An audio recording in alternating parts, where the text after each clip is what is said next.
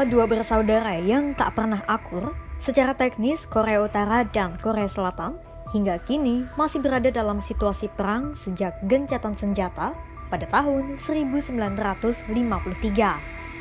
Yaps, Korea Selatan dan Korea Utara sejatinya belum damai. Mereka tak membuat pertikaian atau perang karena perjanjian gencatan senjata pada tahun 1953 yang sudah berjalan selama lebih dari 7 dekade.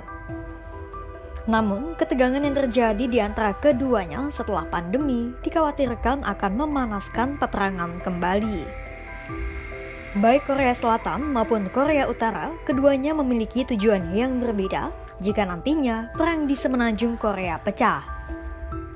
Kedua belah pihak juga memiliki paham ideologi yang berbeda dan tak memungkinkan bisa disatukan.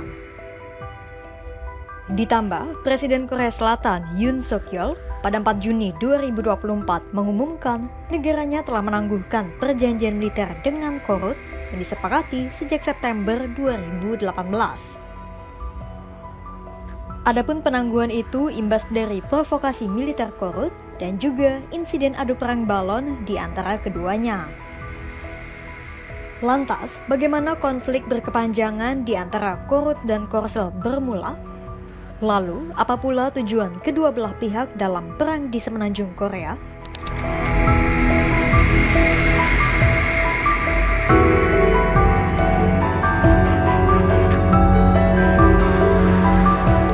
Mulanya, wilayah Korea tidaklah terpisah.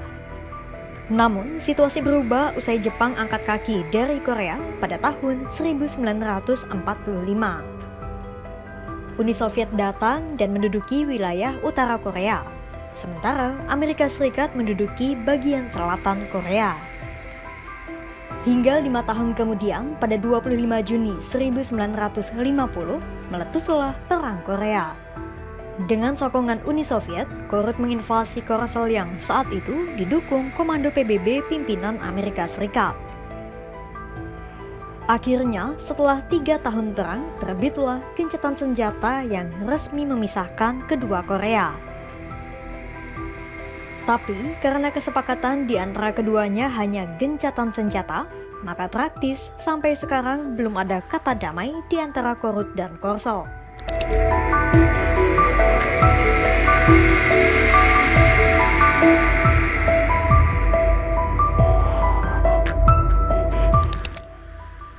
Tensi di antara kedua Korea yang sudah terjadi sejak lama itu masih diwariskan sampai era modern dengan berbagai cara adu provokasi yang semakin bervariasi dan cenderung unik. Misalnya pada akhir Mei 2024, aktivis Korea Selatan menerbangkan balon-balon berisikan selebaran anti Pyongyang dan USB berisi drama Korea dan hiburan K-pop. Alasannya untuk menunjukkan kebebasan berekspresi yang tentunya tidak dimiliki oleh warga Korea Utara. Meski tak membahayakan nyawa, namun cara Korsel itu sangat dibenci Korut, mengingat pemerintahan Kim Jong-un sangat membatasi warganya pada pengaruh dunia luar. Lalu, Korea Utara tidak terima dengan ulah aktivis Korea Selatan tersebut.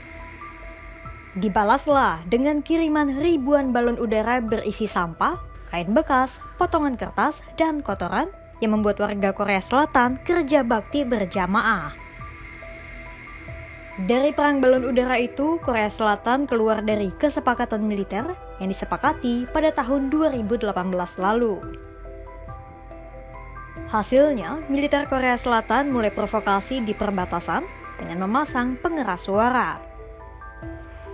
Korea Selatan juga sempat memberikan 2 tembakan peringatan di perbatasan ketika melihat tentara Korea Utara melewati garis demarkasi.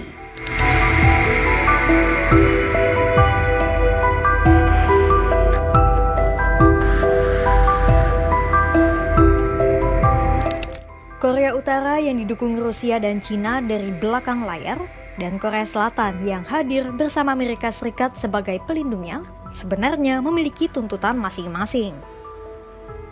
Keinginan kedua Korea pun sebenarnya saling berkaitan meski jauh berbeda. Korut tidak menyukai kehadiran ribuan pasukan militer Amerika Serikat di Korea Selatan dan berbagai latihan gabungan antara Seoul dan Washington. Sementara, Korea Selatan berharap Korea menghentikan berbagai uji coba rudal nuklirnya. Padahal, Korea menerima ribuan pasukan Amerika Serikat di negaranya untuk berjaga-jaga dari potensi perang dan ancaman nuklir dari Korea. Di lain sisi, kehadiran tentara Amerika Serikat itu mengancam Korea, sehingga dilakukanlah berbagai uji coba rudal dan nuklirnya. Meski demikian, para ahli menilai kedua Korea tidak akan terjerumus dalam medan perang dalam waktu dekat, mengingat para negara pendukung masing-masing Korea saat ini juga memiliki masalah sendiri-sendiri.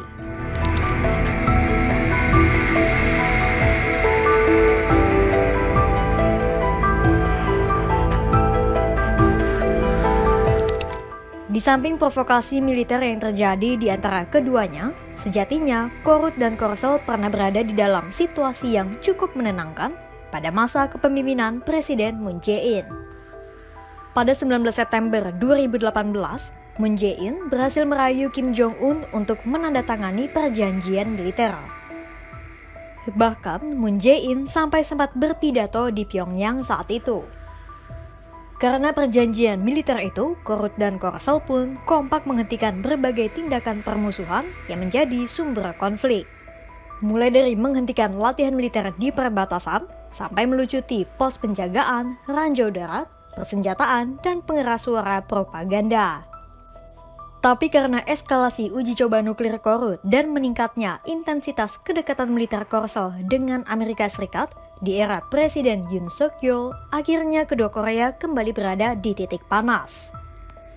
Karena akumulasi provokasi rudal Korea dan gongnya adalah insiden balon sampah, akhirnya berujung pada penangguhan perjanjian militer yang dilakukan Korsel.